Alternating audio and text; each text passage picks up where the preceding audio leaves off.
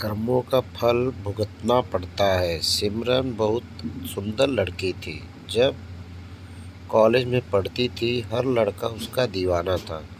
देखने में सुंदर तो थी ही, साथ में उसका पहनावा और बोलने का तरीका था, वह सबसे अलग था। इसीलिए वह सबकी आंखों का तारा थी और कॉलेज के टीचर भी पसंद करते थे, क्योंकि पढ़ने में बहुत अच्छी थी। वह सुंदर से बहुत चालाक लड़की थी। रवि नाम का एक उसी के कॉलेज में लड़का उसको बहुत प्यार करता था। वह भी पढ़ने में, दिखने में स्मार्ट था। दोनों एक दूसरे को इस्माइल करते। धीरे धीरे दोनों की बातें होने लगी। सबसे छुपकर बैठकर कई घंटों बातें करते थे। लड़के को लगा शायद मैं उसे बेहद प्यार करती और मेरे साथ शादी कर लेगी। पर सिमरन काफ़ी चालाक लड़की थी। वह उसको अपना टाइम पास समझती थी। ऐसा करते करते कॉलेज के 5 साल निकल गए।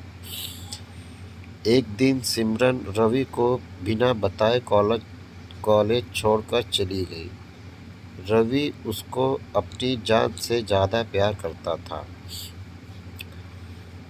यह बात आज से 26 साल पहले की है। तब मोबाइल नहीं होते थे। रवि को उसके बारे कुछ पता नहीं, वह क्यों बिना बताए चली गई। सिमरन 2 महीने के बाद अपने फाइनल ईयर के एग्ज़ाम देने कॉलेज पहुंची, तो उसके हाथों में लाल चूड़ा और मांग में सिंदूर भरा हुआ था। यह सब देखकर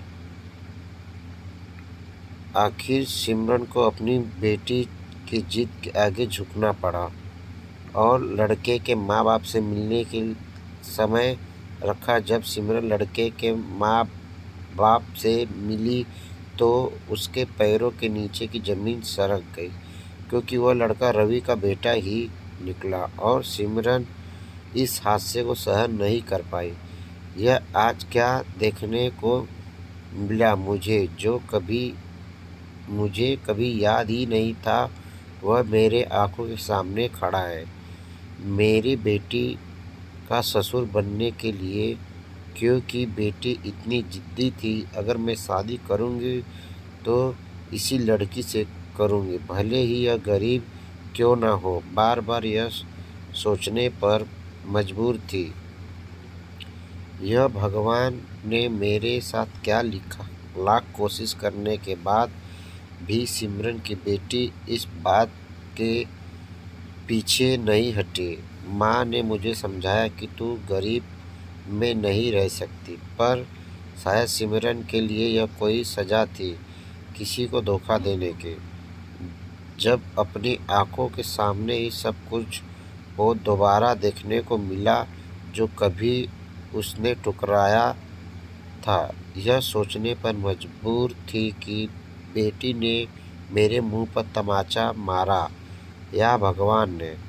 सिमरन को अब इस बात का पछतावा था, अगर इस लड़के से मैं टाइम पास ना करती और उसको धोखा ना देती, शायद भगवान मुझे ऐसी औलाद ना देता। इसीलिए जो भी करो सोच समझ के करो।